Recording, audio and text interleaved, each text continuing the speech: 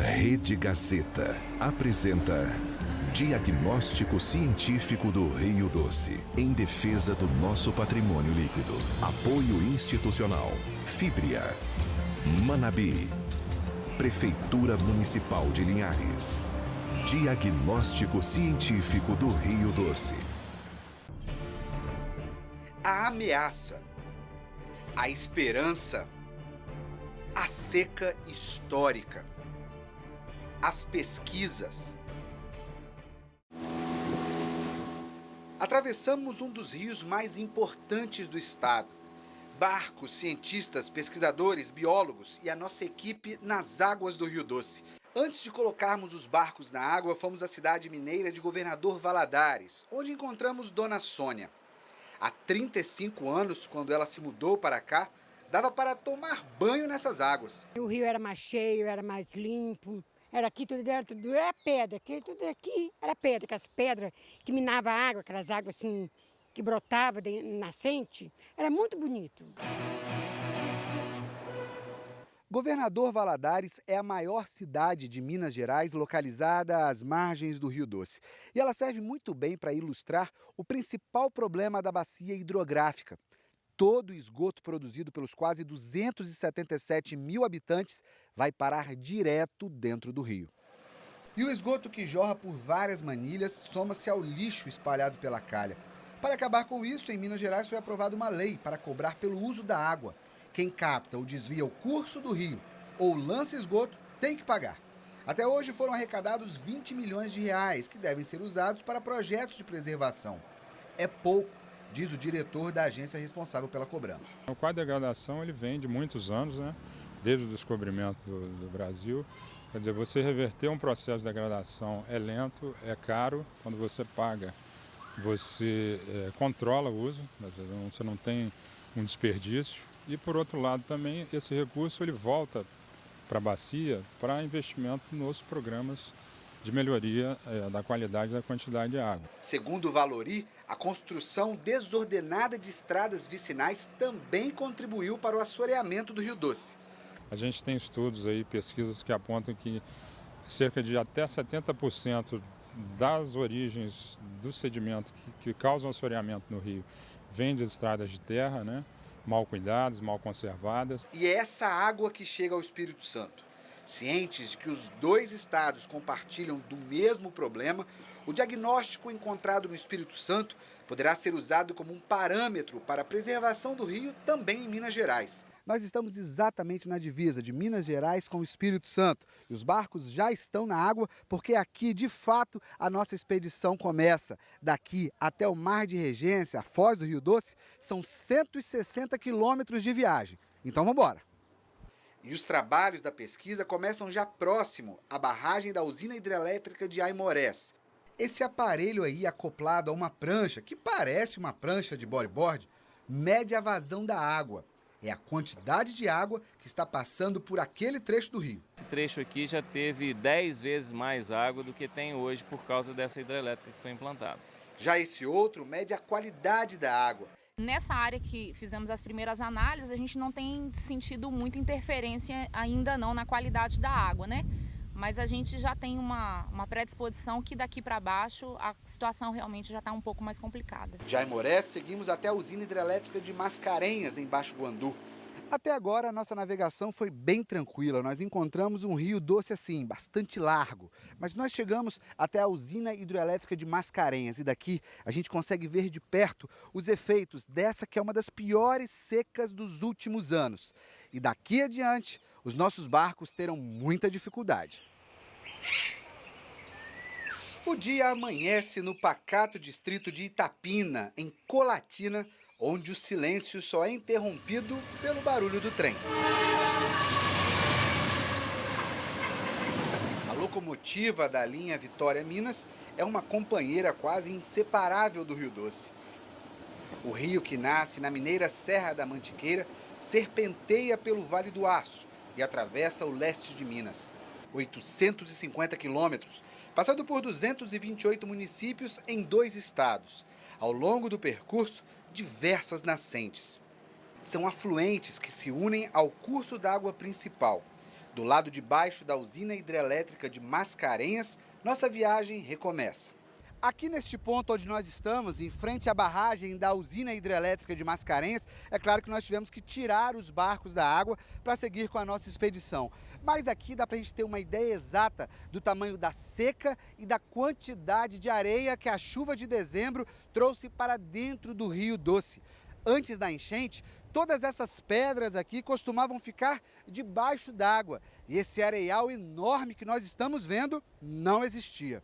Olhando de dentro do rio para o lado de fora é fácil entender. Por causa do desmatamento, não há mata nas margens.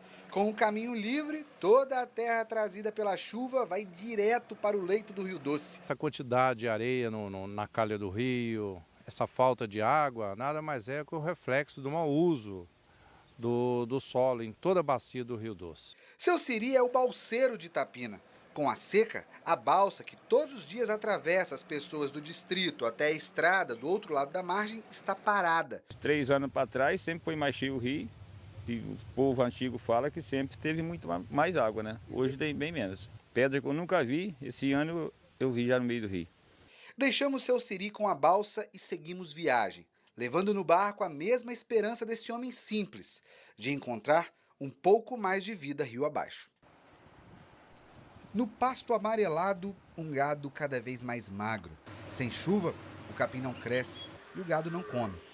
O produtor tem que rezar porque daqui 30 dias não vai ter água para fazer irrigação mais, né? E vai complicar para a gente, né? E o gado, como é que vai ficar? O gado, com certeza, a gente vai perder mais de uns 70%, né? Perto dali chegamos à Ilha do Luiz. Na casa não tem luz elétrica e toda a energia vem desse gerador.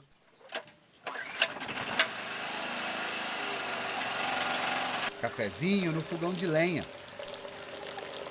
E nada de peixe.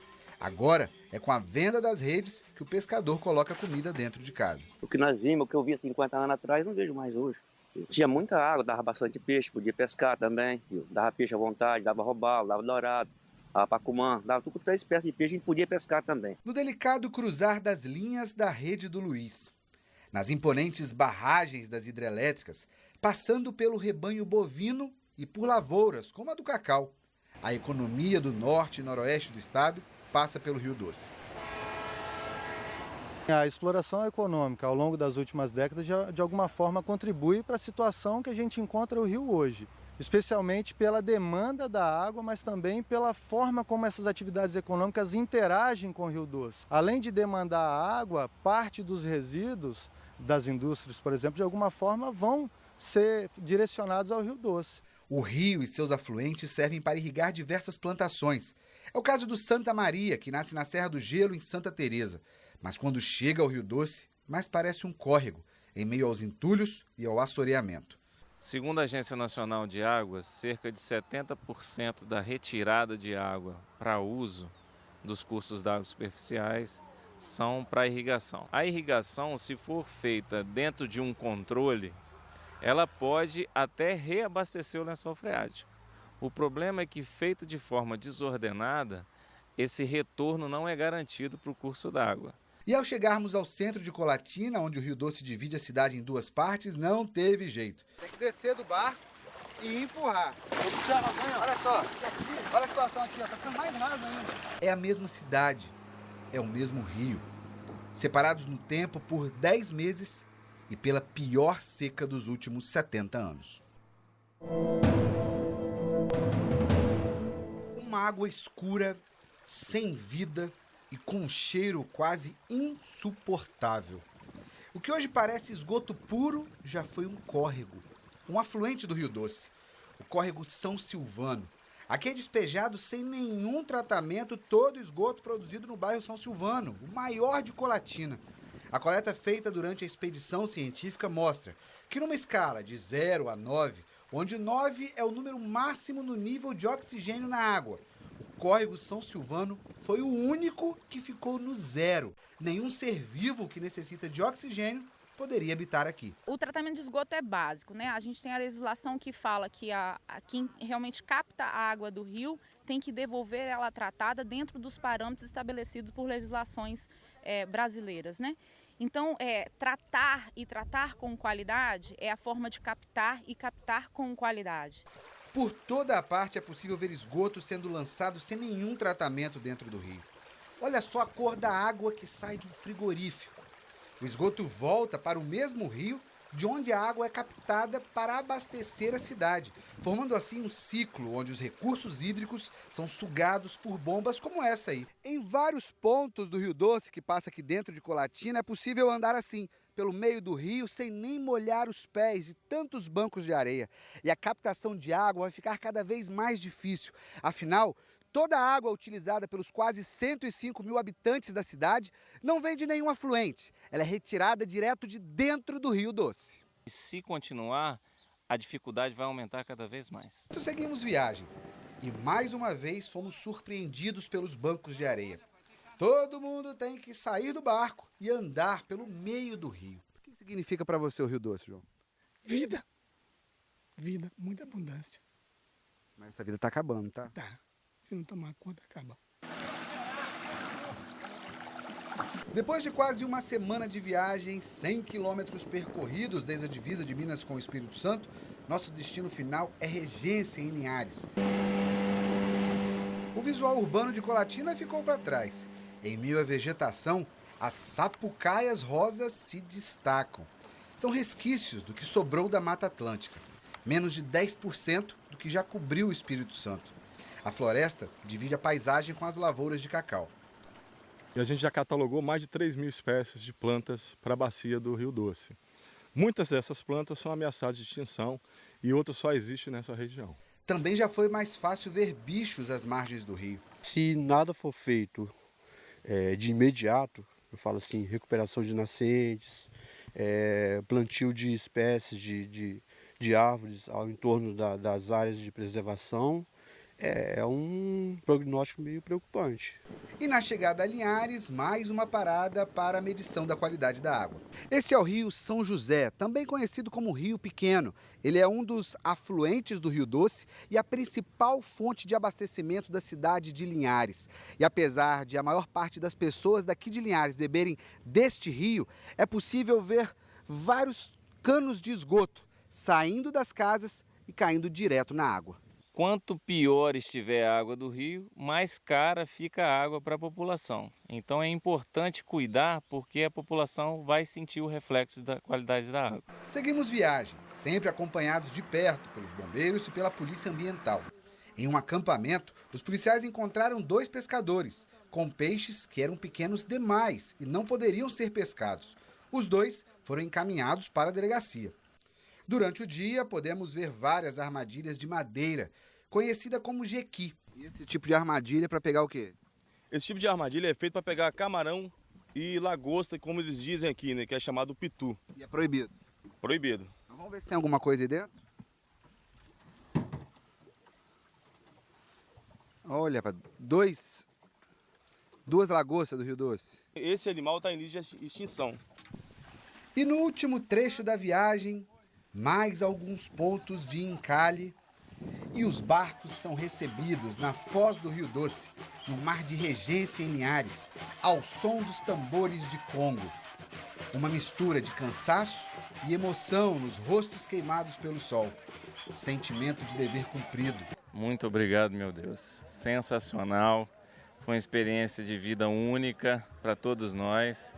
A gente viu que há muito o que ser feito. Mas que o Rio Doce é lindo demais, cara. É lindo demais. Dá para salvar? Dá. Se todo mundo se juntar, dá sim. Vale a pena a gente se esforçar. É muito bom, muito bom. Tá aqui meu filho, participar com ele disso é um grande prazer. E mais ainda, a emoção da gente tá fazendo a diferença. Será que um dia a gente vai conseguir deixar um Rio Doce cada vez mais vivo para o Nicolas? Ou para os seus netos, para os filhos do Nicolas, aí ver um Rio Doce mais bonito, mais cheio de vida de novo? Cara, é um jargão assim, a esperança é a última que vai, ok? E aqui ainda tem.